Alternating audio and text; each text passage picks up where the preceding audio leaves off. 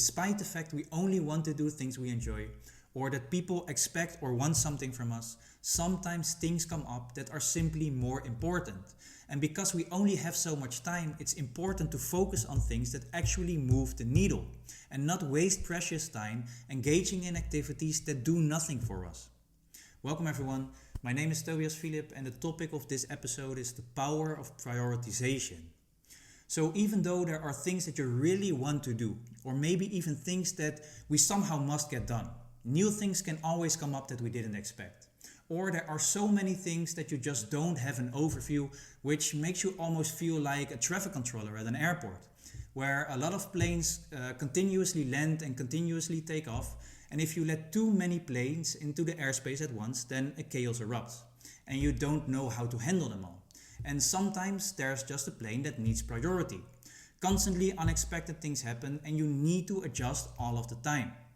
But the biggest lesson here from a traffic controller is that even though you might think that you have everything under control and you have to deal with a lot of different things, sometimes more important things just come up, which need priority and need to be done despite wanting to do it differently or someone else needing to be disappointed. So this means what really needs to be done has to be done regardless of what you want or how you feel. If you made a commitment or there is something inevitable, it needs to have all priority. And many times that means that something you want to do now cannot be done.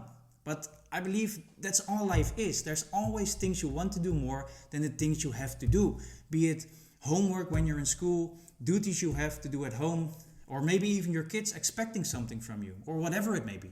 These could all have more priority than the thing you want to do. But they cannot be postponed or not done at all, because if you do, it'll lead to a much bigger complications.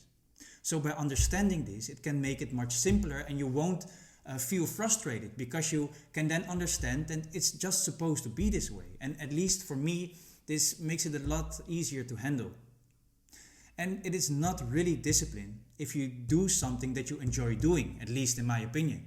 For someone else, it may seem like discipline because she or he hates doing it. But if you look forward to doing it, there's no fight against your own mind. So I, for example, I like to work out, be it running, swimming, cycling, or going to the gym. I do this many times per week. So it doesn't make me disciplined for doing it because I have no problem doing it. I actually look forward to it. What discipline is, in my view, is consistently doing the things that you don't want to do but still do, even though your mind wants to do something different and you really dread doing it, but you drag yourself through it time and time again, actually doing the thing that you find hard to do. And in addition, this is what makes you mentally stronger. You don't get mentally stronger staying in your comfort zone. You get there by doing things outside your comfort zone.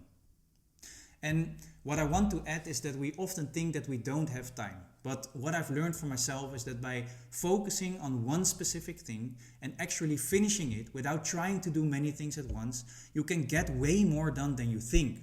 And I believe, especially based on my own experience, that we have such a long list that we try to do everything at once, which only leads to actually getting nothing done. So just pick one thing, the thing that you think is most important at that moment, close everything else and just put all your focus into that one thing, and after finishing it, only then move on to the next one. And you hear a lot of people talk about downward spirals, where one thing goes wrong, which makes all the upcoming things also go wrong. But upward spirals are just as real as downwards are. And you can get yourself into an upward spiral by continuously doing good things, one after the other. And you can absolutely push yourself to do these good things. You just start doing a few small things, and if you do them well, then soon you'll gain some momentum, and then you can experience that upward spiral. So it may all seem very complicated, and you can feel overwhelmed very quickly.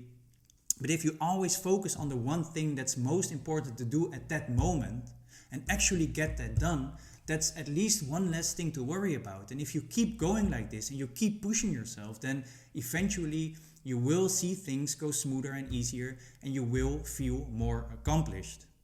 And that's at least how I look at it. Let me know in the comments what your opinion is, and also share this episode with others who you think may find it useful. And thank you very much for listening.